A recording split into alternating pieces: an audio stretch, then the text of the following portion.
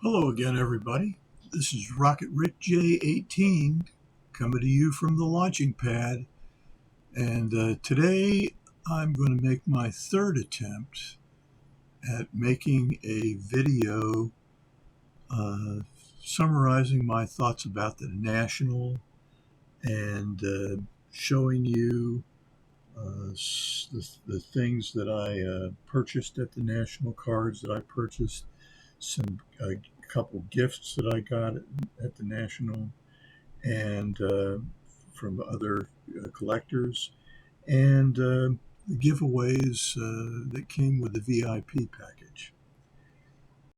I did not, I'll tell you straight up, I did not avail myself of the opportunity to get any free autographs or any of the incredibly high-priced autographs from various and sundry folks who agreed to come and do it for cash. Just not where I want to spend my money. So, with that in mind, first thing I want to show you is my copy of the National Sports Collectors Convention official program for this year's National. And I'd like to show you the other side of it, because I am much more interested in Mickey Mantle cards and memorabilia than I am in Michael Jordan or Kobe Bryant or other more modern stuff. So I'll give you that for nothing. And so I had a plan going into the National as to what I was going to be looking for. And I want to show you what the shape that plan took and how it was modified as I thought more about it after I got to the National. And particularly after the first day. So what I started out with are printed parts of this plan. And the pen and ink stuff is either information about the cards that I purchased, or the cards that I thought I would be looking at as I got on with the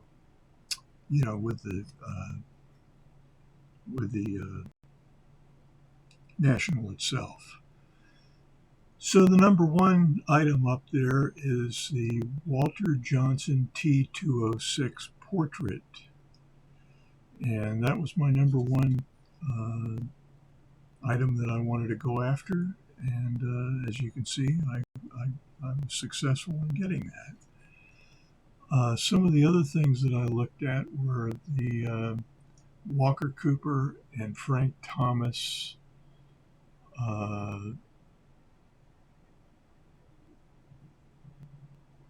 the 1954 Dandy potato chips cards, and some 1952 Topps high number cards. So that's kind of what I was looking for going into this. And I added some Joe DiMaggio items, along with some very aspirational items. 1934 Gowdy Lou Gehrig, a 1954 Wilson Franks Roy Campanella, a 1933 Gowdy Babe Ruth, and one that I always put on here, and that's the 1952 Topps Mickey Mantle. And then finally, the 1940 play ball Joe Jackson, which I need for my set that I'm building of 1940 play ball cards. And things that I looked at my first day at the National that I got excited about. some of the R series Joe DiMaggio items, the R313 fine pen, the R314 -4 wide pen, the creamy version of those, and the R311. That's the large format Joe DiMaggio, Frank Crosetti, and Tony Lazzari. And then the R303B Goudy, which is again another large format Joe DiMaggio photograph from 1939. Also, I saw a 55 Koufax rookie card and a couple of 52 Topps high numbers, Gil McDougald and Dick Groat. And so what I got was various and sundry things, which I'm going to show you here after a bit. But before I do that, I just want to look at a couple of cards from YouTube content creators. This one is an art project that Eddy at Cardboard Chaos designed and did the work on.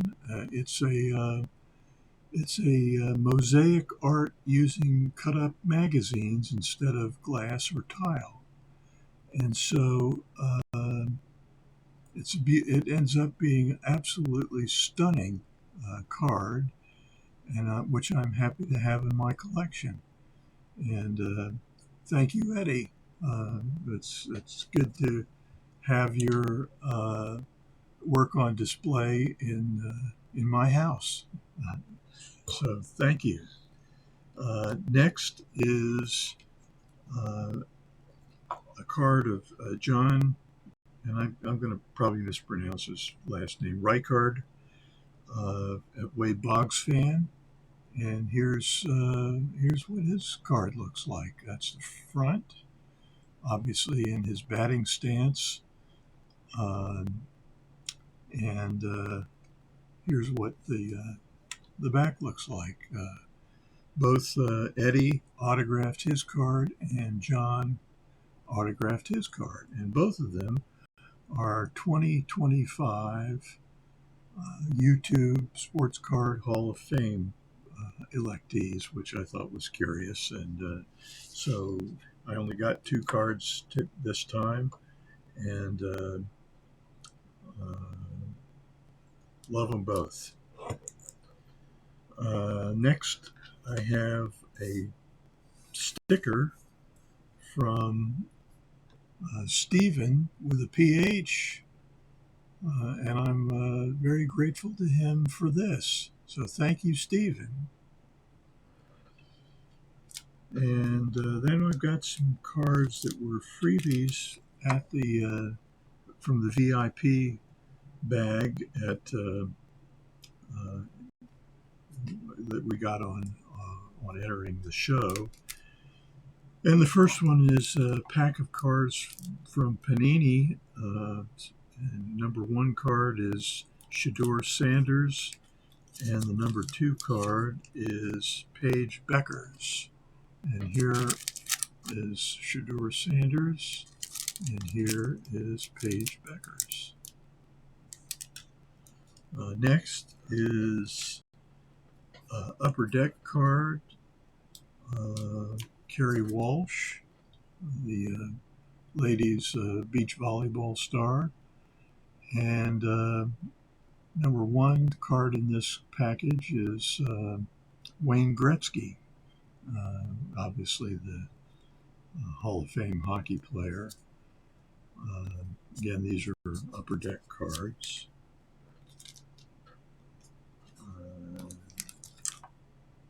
Leaf put together a package of multi-sport stars as well, but heading this one up is a player near and dear to my heart, Aaron Judge. That's card number 1 in the Leaf collection. Card number 5 in the Leaf collection is Lamine Yamal, who I believe is a soccer player. I could be wrong about that, but it's kind of what it looks like here. You can, if you know, you can maybe let me know. Another card that was distributed, and he's been doing this for some years now, is Finkelmeyer Insurance Agency. And this is the agency that specializes in memorabilia collectors and dealers since 1981. He's done this multiple years. I don't know how many, but I do know that it did include this card a couple of years ago, because I found it in the box where I keep all of this kind of stuff, which I don't open. But here's the advertisement for Finkelmeyers.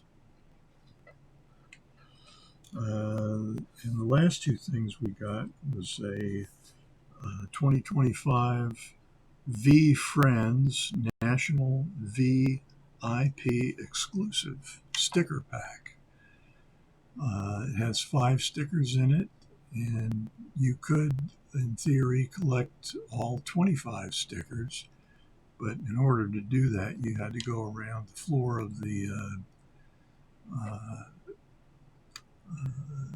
VIP suite to ask people if they would be willing to give you theirs. And I wasn't willing to do that, but I also didn't give mine up because I wanted to have something to show you guys. And so here it is. It's still sealed. I did not go to the booth. And, try to get any more of these, or get one more, or get the special one, or whatever. So I don't really know what they did there. And then this pack of Humongous Horde cards, and there's 25 of these, including some limited numbered cards and autographed player cards. And again, as it says, there are 5 cards in each pack, so you had to, again, try to get more of these from other people who didn't want it, but I did want mine so that I'd have something to show you guys. And you can see that it's still sealed. So I haven't opened it, and I don't plan to open it. So those are the freebies, and now we'll move on to the pickups. Here is, let's turn the camera to it.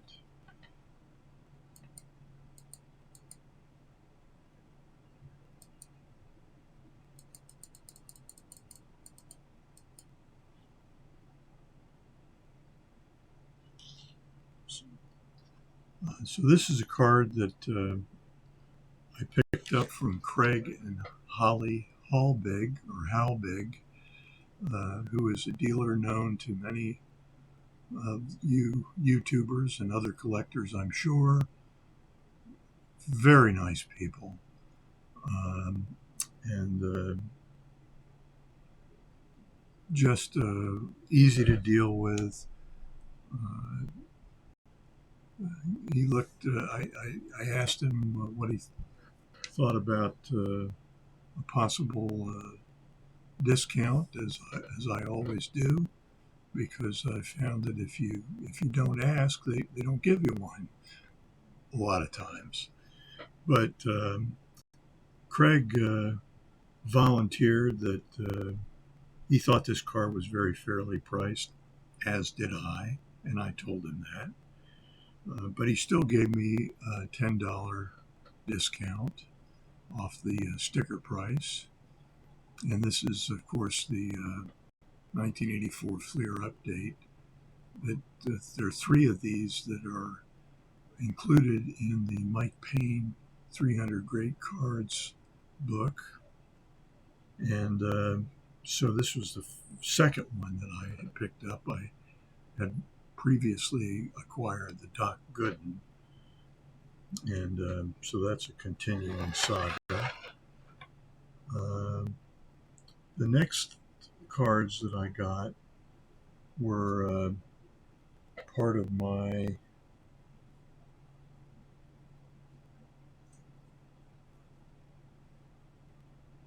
uh, 1952 Topps cards, high number cards that I'm trying to gather. The first one was Joe Black.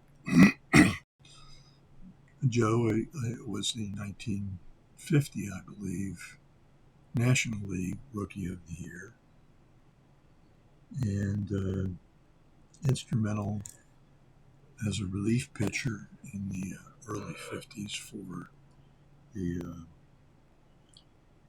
pennant winners of the Brooklyn Dodgers, which included 1951, 1952, 1953, and 1955.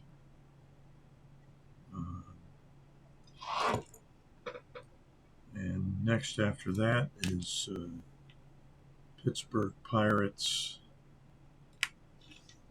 Bobby Del Greco, who went on to be a coach and after his playing days ended.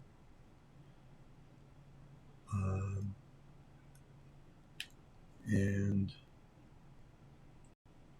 George Spencer, New York Giants. And these are I'll give you the card numbers here. 321,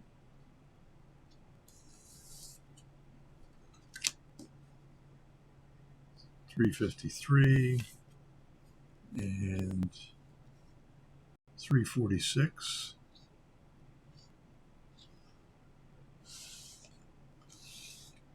And Ben Wade, which has a crease in it, as you can see, and looks like a tape residue, if I have this figured correctly, for some kid that put it on his wall when he got it in 1952.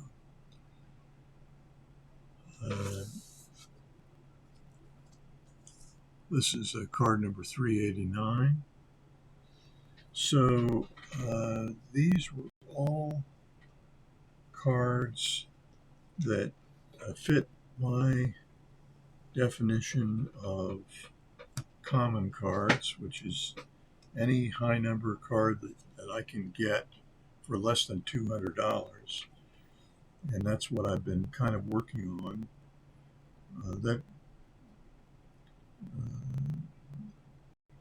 Those cards bring me to 315 in my ongoing effort to gather those cards up. And the next 2 cards are the 2 cards that I had on my list to try to get that cost a bit more than $200, and they were the 1952 Topps Dick Groat and Gil McDougald. Now the Gil McDougald is in a PSA 84 VGX, which is a little bit higher grade than I normally go after, but it came at a price that I felt was competitive with almost any Gil McDougald card, which I think is a bit higher priced because he's a very popular. This is considered to be his rookie card, although it is not his rookie year. He was Rookie of the Year in 1950, I believe, or 51, one or the other. I think 50.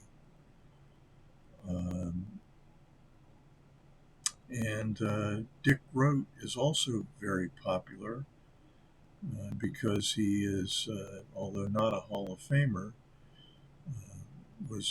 won a batting title with the Pirates in 1960, just edging out Roberto Clemente. I think Groat's final average was 325 and Roberto's was 317. But a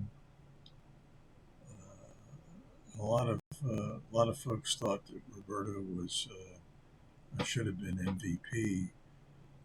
He himself thought that he perhaps should have been, or at least, as he said, not sixth in the MVP voting, which he thought he should have done better at that. And it's a shame that he didn't. Dick Groat won the MVP also as a batting champion, and he never said Dick Groat wasn't worthy. What he actually said was, I thought I deserved better than six, which is what he came in the voting.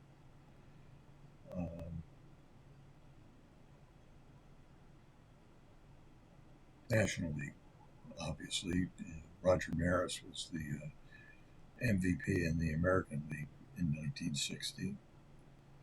And the second place finisher was Mickey Mantle, and I think a lot of people thought Mickey should have gotten it, but he didn't. So, it's great. Roger was deserving, far more deserving in 61, I think, when he broke the hallowed single season home run record previously established by Babe Ruth. So Gil McDougald is card number 372, and card number 369 is the Dick Groat card. So all of these cards were acquired on day 2, as were the 1984 Fleer update and all of the 1952 Topps cards, which were acquired from Kit Young cards on day 3.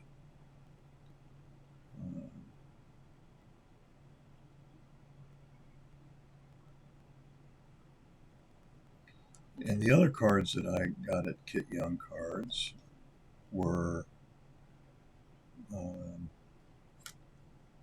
some Dandy potato chip cards. Walker Cooper is a single print, as I believe is Frank Thomas, both Pittsburgh players. And I got a third card, which I wasn't aiming for but it came again from Kit Young Cards, and Kit gave me a 10% friend of the dealer card discount of 10%, which I greatly appreciated because these cards were not cheap. And if you collect Dandy potato chip cards, you know what I'm talking about.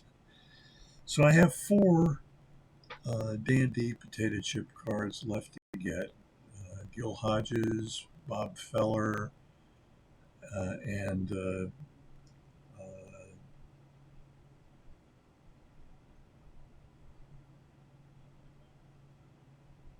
well, I frankly don't remember the other. One of them, I think, is a Pittsburgh Pirate single print, and the other one is I think it's Larry Doby. Yeah. So those are my pickups of Dandy potato chips. I think anytime you are offered a Duke Snider for $89, you'd be wise to pick it up in just about any condition. And so I did. And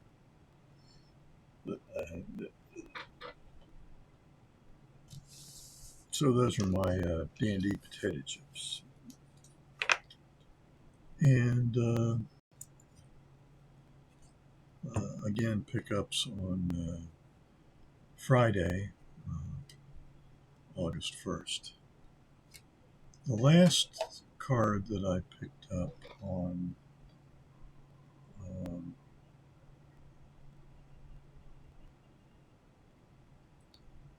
Wednesday, and I am pretty sure that this also came from Kit Young Cards. And I bought this because I thought it was in really good condition as far as the way it looked for a 1.5. And I think the reason that it got a 1.5 was because of this crease that you may be able to see. And let me zoom in a bit more so you can perhaps see it even better.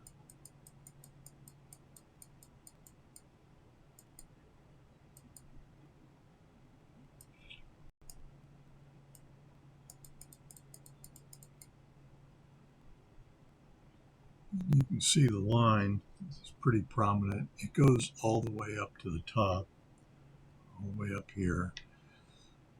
But, you know, from back where we first started looking at it, back in, let's say at this magnification, it's not nearly as prominent. And from somewhere back in here, it kind of disappears altogether.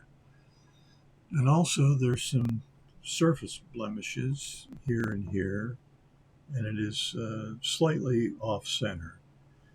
But for a 1.5, it looks pretty darn good. And the back of the card looks pretty darn good as well. So I had a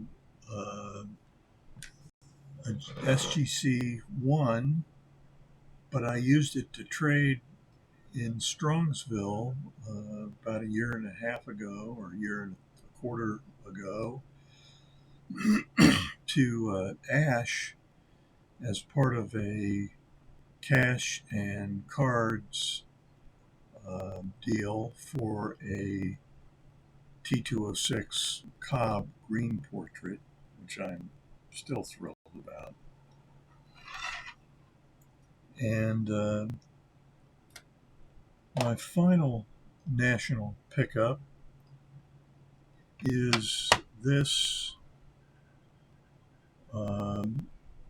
in an SGC 1. The number one card on my list to acquire for the National this year is the SGC 1 Walter Johnson portrait. And why did it get a 1? Well, little, rounding of the corners, along with a very mild stamp impression on the that you can see with a little hint of blue or lavender, this stamp. And again, from back here, you can hardly see it. And I got this from William Chappell at William Chappell Cards, and he gave me an excellent discount of slightly more than I think it around 12.5%, because that was and he again thought this was a fairly priced card for an SGC1, and I thought so too. So no complaints of any kind whatsoever on that. So that's my T206 portrait, Walter Johnson. The next card, and those are my baseball pickups. There were, let's see, we got 1, 2, 3, 4, 5, 6, 7, 8, 9, 10, 11, 12 baseball cards. Okay. And we got some hockey cards too, which I'm very happy to show you, including this card of the great Rocket Richard. And, anytime I get a chance to buy a Rocket card, and this is my 1953 Parkhurst pickup in an SGC2, and possibly of the greatest hockey player up through the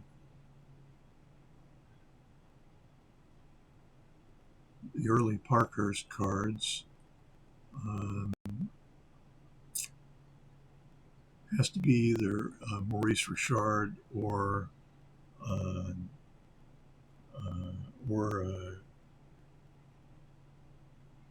Gordie Howe. And so both are in this 53 Parkhurst set. And this is card number 24 in a SGC2. And it's in really good shape, I think, as are many of the cards from this Parkhurst set. Some corners, some honest corners, some yellowing or dinginess in the picture, but I love it. I'm very pleased to have it in my collection, Maurice Richard. And I am trying to work on a set of 53 Parkhurst, so you'll see more of those in the future. And here is 1955 or 54 Parkhurst. Doug Prentice, card number 74. He's a New York Ranger, one of the original 6. And here's a 1952 Parkhurst, card number 54, at Gord Hannigan. It was a maple leaf forward. And this is a 1952 Parkhurst small format card. It's a 1952 because it has Gordon's name and bio information and statistics and so forth, plus a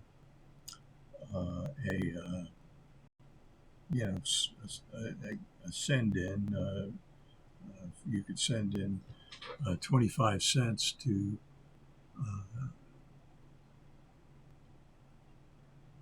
Pat in Toronto for an album that held all 106 cards.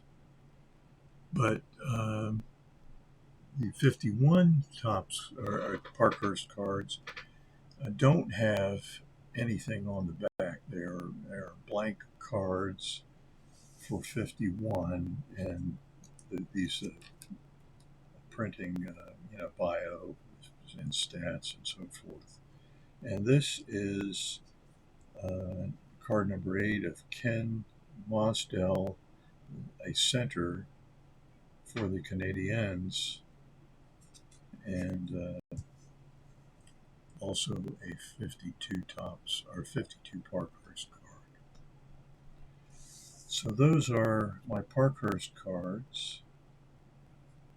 Here is a 1964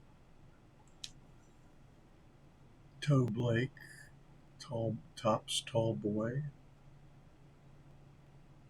Toe Blake is the legendary coach of the Montreal Canadiens, and he had been around for some years and skippered the Canadiens to, I want to say maybe 11 of their NHL Stanley Cup winners. And then finally, I picked up these 1970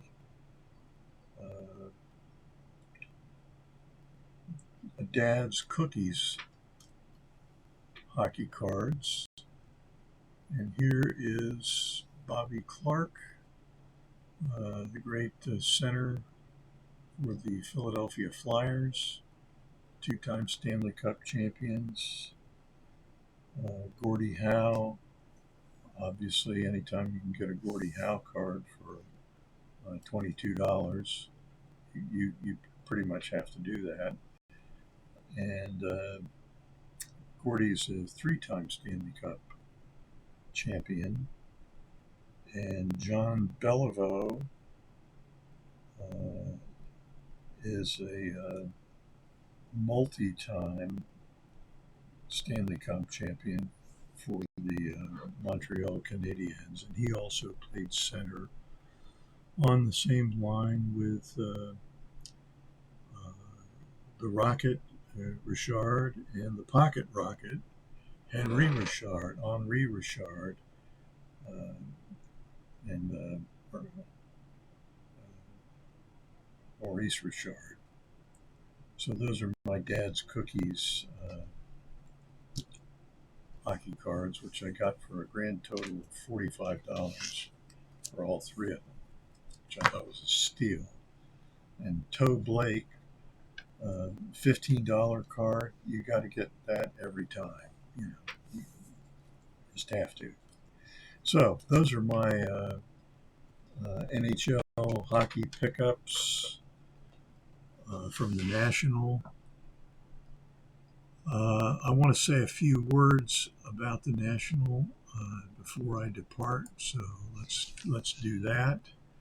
And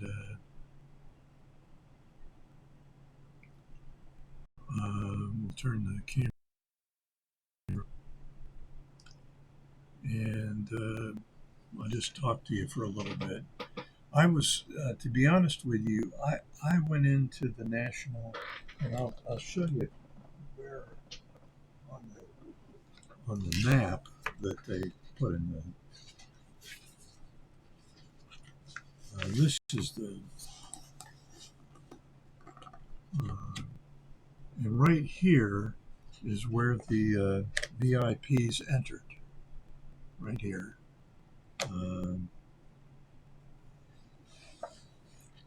Well, I'm sorry, right here. And when we opened up, all of this was in kind of in one room, uh, all in a line here. And then there was another room that had this breaker pavilion, and another room that had the right here had the corporate folks, and then another over in this another room over here. So there's actually one, two, three, four,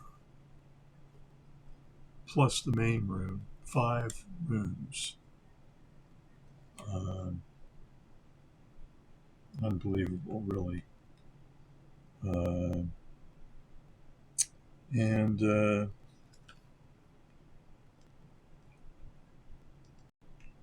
where we went in, Kit Young was right over here, where I got the majority of my cards. And then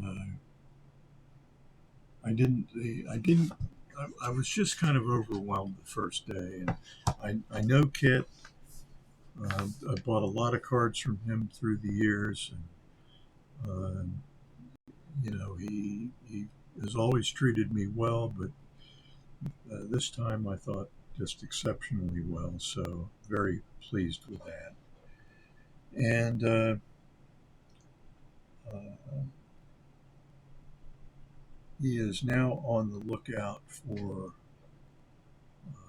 a Grail card, I'm going to call it, and I mean that in the strictest sense.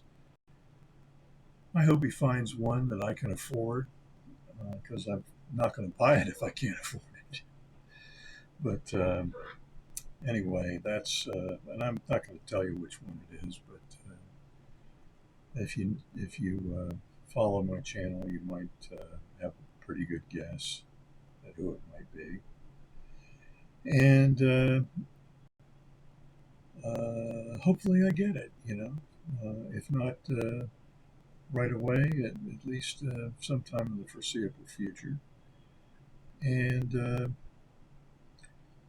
but anyway, this feeling of being overwhelmed really persisted with me throughout the day, and on the first day.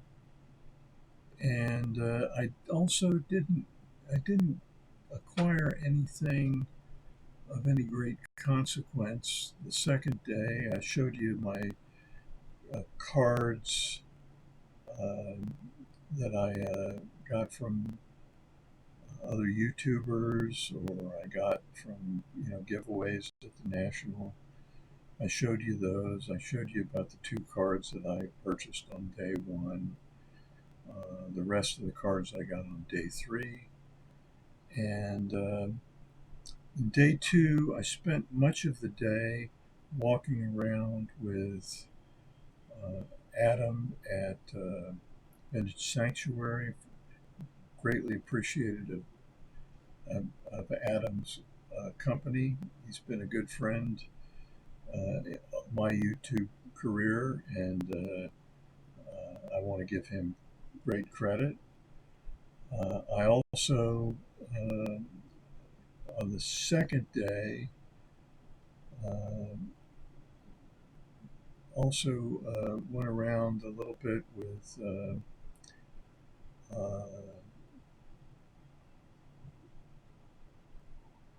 Tom Werdenhause and Brent Cooper and his son. And I didn't buy any cards, but I looked at a lot of cards. I looked at a ton of cards with Adam as he walked around. And, some that I was very interested in. In fact, the first thing I did on day 3 was go back to Kit Young's table, where I had been all 3 days, and I bought the 52 Tops card, the 55 Koufax rookie, and the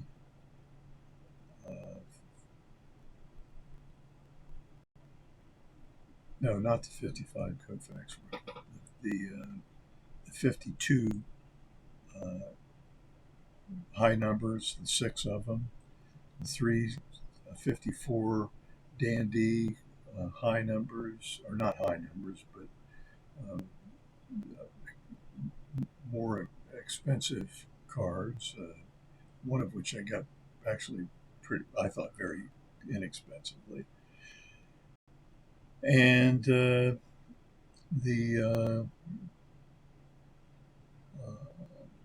I also, on day 3, I found the hockey cards, and I bought those. I bought the card at Craig Halbig's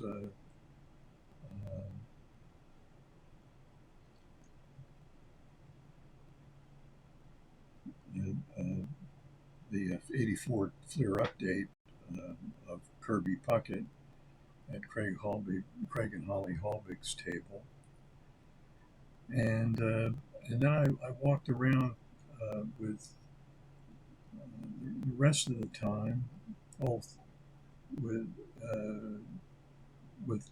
Tom and Coop and his son and Stephen with a PH, and we had a wonderful day, which we capped off at dinner across the street from the hotel that I stayed at, and down the street from the hotel that Stephen and Tom and Coop and his son stayed at. And that was Carlucci's. We had an Italian restaurant. We had a great time, and my wife thoroughly enjoyed herself, and she had a great time with the 4 other fellas that or the 4 other fellas that were there, and myself, obviously. Well, I don't know if she had a great time with me, but she had a great time. So that kind of capped off our day, and then on Thursday we tried to go to the or I should say on Wednesday we did go, my wife and I, to the Misfits gathering, or at at their hotel, the Lowe's Hotel where they were staying, and we prearranged with them to take over their bar if we agreed to all buy food and drinks and so forth, which we did, and it was rough because they really wanted us to sit down, and we had more people than we had chairs, so we just did the best we could, and but I think we spent enough money there.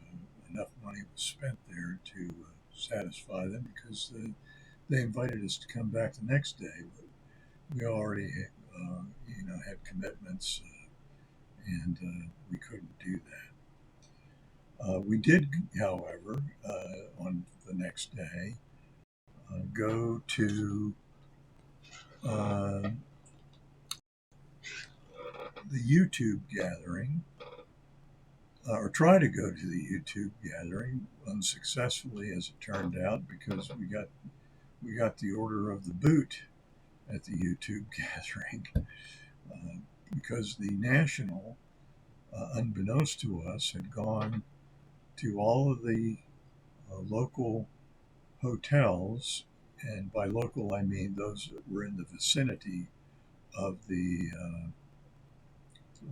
convention center, and said that in exchange for the massive number of rooms that the dealers took at the convention center, they agreed to not compete with the dealers during the trade night, which was sponsored by corporate sponsors and the dealers and the national itself. So I can't criticize that, but I wish they had told one of the YouTubers, that had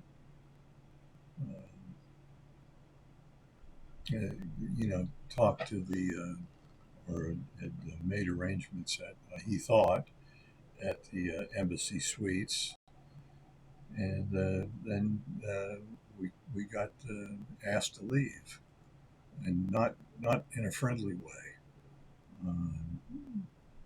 but that's the way it is. So no criticism of the embassy suites, but they could have been nicer when they gave us the boot, and even told us the reasons, which they later did, but not at the time. I don't know. It just was an unpleasant experience, but we made they made the best out of a bad situation by having the YouTube gathering outside. They finally found a place outside, and ironically, it was on the grounds of the embassy suites, so they didn't make us leave there. And as it turned out, every one of those hotels, and I mean every one of them, had kids trading cards. And I say kids because they were mostly, for the most part, were young people trading cards in the hotel wherever they could find a spot. And so, whatever, we did not, my wife and I did not attend the YouTube gathering because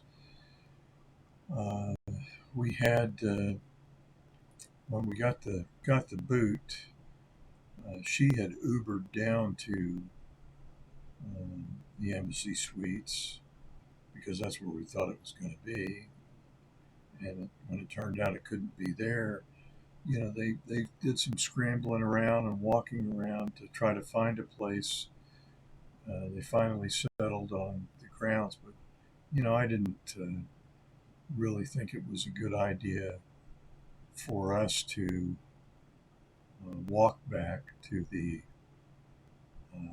my wife and I to walk the 3/4 of a mile back to our hotel, which was on the other side of the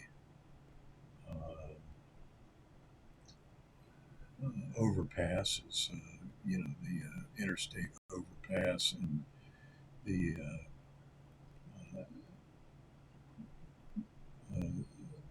elevated train, or the whatever it's called, that runs from O'Hare International Airport to downtown Chicago.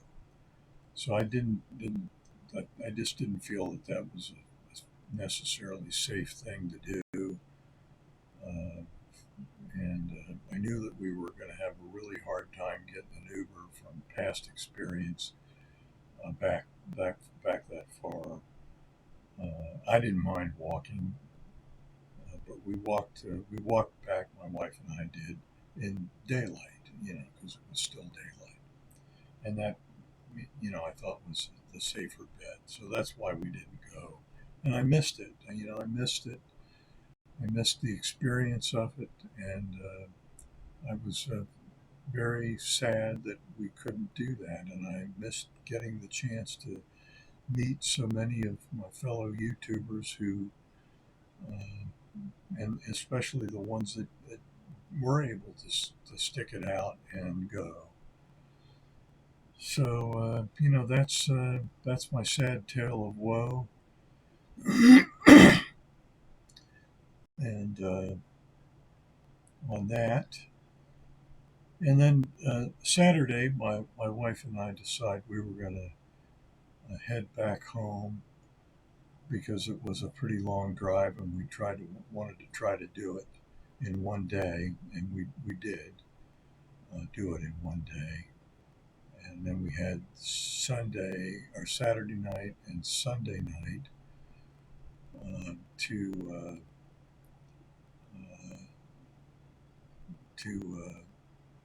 recover in preparation for our trip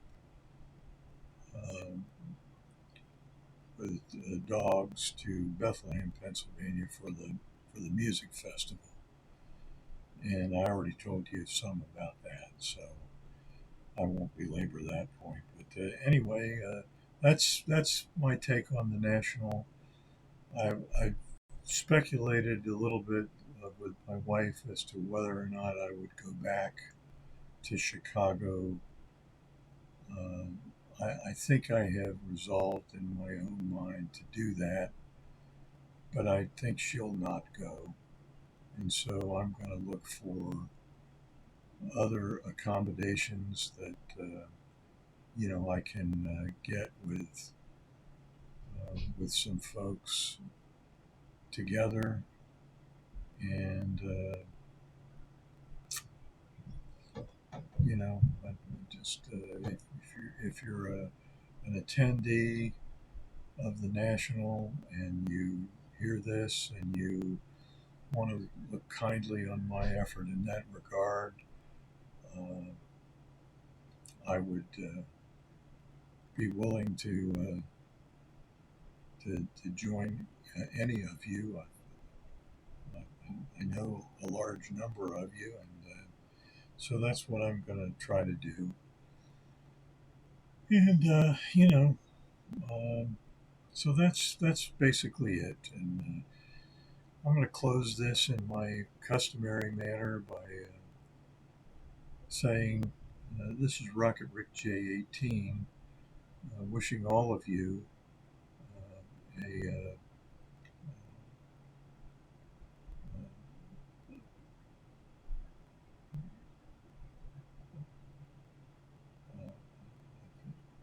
temporarily, as I do sometimes forget my words, so I'll just say, wishing you a pleasant and happy collecting career, and that all your collecting dreams come true.